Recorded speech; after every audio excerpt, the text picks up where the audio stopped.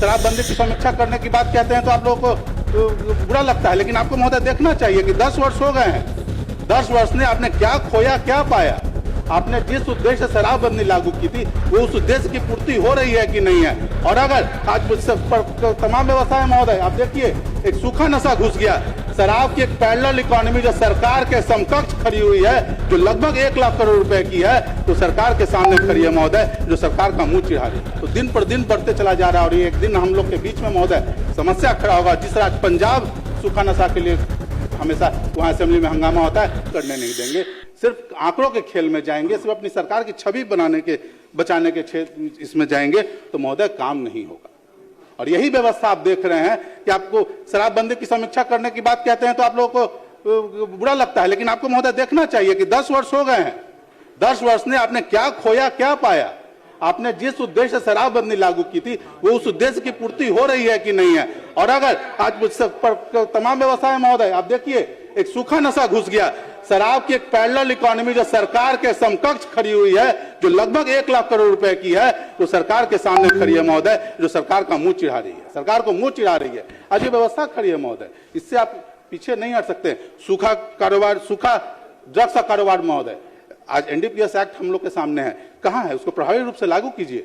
आज हर जिले में, हर पंचायत में, हर जगह पे आप देखिए कि सूखा नशा का कारोबार हो रहा है। सूखा नशा का कारोबारी जो है वो दिन पर दिन बढ़ते चला जा रहा है और एक दिन हम लोग के बीच में महोदय समस्या खड़ा होगा। जिस राज्य पंजाब सूखा नशा के लिए हमेशा वहां असेंबली में हंगामा होता है, बिहार भी बहुत दिन दूर नहीं है महोदय। और मेरा मानना है कि कहीं न कहीं इसी के चलते लूट, छिनतई, रेप जैसी घटना नाबालिग बच्चों के साथ महोदय, 1 साल की बच्ची, 1.5 साल की बच्ची, 2.5 साल की बच्ची, 4 साल की, क्या हो रहा है महोदय?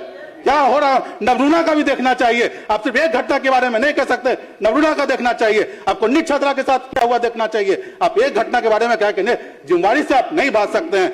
जस्ट देखिए, हम लोग सभी यहाँ लोग बैठे हैं, हम लोग को एक बात समझना चाहिए कि आज कुछ लोग इधर हैं, कुछ लोग उधर हैं सिर्फ। लेकिन आज जहां की बात करें, सम्राट चौधरी जी कहां थे उस समय? कहां थे उस समय? पता कीजिए। तो देखिए, सच्चाई से आपको बात रखनी चाहिए और इस तरह से टिक्का टिप्पणी करने से नहीं होगा, क्योंकि सवाल तो सबसे पूछा जाएगा, सवाल सबसे पूछा जाएगा। महोदय क्या हो गया? पुलिस की जो हम लोग मोटिवेशन देख रहे हैं, पुलिस पदाधिकारियों के साथ क्या हो रहा है? दौड़ा दौड़ा के माफिया उनको पीट रहा है महोदय, कहीं बालू घाट पे पिटा रहा है, कहीं कहीं पिटा रहा है। तो ये तो हम सबके लिए चिंता की विषय है, ये हम सबके लिए चिंता का विषय है कि लोग कानून को अपने हाथ में ले रहे हैं, लोग कानून को अपने हाथ में ले रहे हैं महोदय। ये तो हम लोग के सबके चिंता का विषय है। कल उनको पीट रहे हैं, कल आपको हमको पीटेंगे।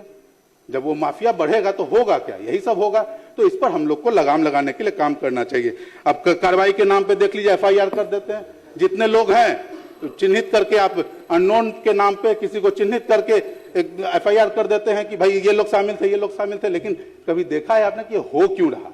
आप वरीय पदाधिकारियों की टीम बनाइए, जो रिटायर्ड पदाधिकारियों उनकी टीम बनाइए, पता कीजिए कि इसके पीछे जड़ में क्या है, रूट कॉज के पीछे जाइए और जड़ में कौन लोग हैं पता कीजिए, कार्रवाई कीजिए, तो समझ में आता है। लेकिन आप ऐसे ही जो किए जा रहे हैं महोदय, हमारे पुलिस पदाधिकारी हैं, मैं खुद भी उस पर वैसे परिवार से आता हूं, मेरे दादा स्वयं सिपाही थे, मेरे नाना भी सिपाही थे, तो हम उनकी बात को समझते हैं। उनके कल्याण के लिए हम लोग क्या कर रहे हैं, ठीक बात है, मॉडर्नाइजेशन के लिए आप लोग काम कर रहे हैं। आज भी एक सिपाही को साइकिल अलाउंस मिलता है महोदय, कॉलोनियल टाइम का साइकिल आज भी चल रहा है। मोटरसाइकिल पे लोग चल रहे हैं, आप मोटरसाइकिल अलाउंस क्यों नहीं कर रहे हैं उसको?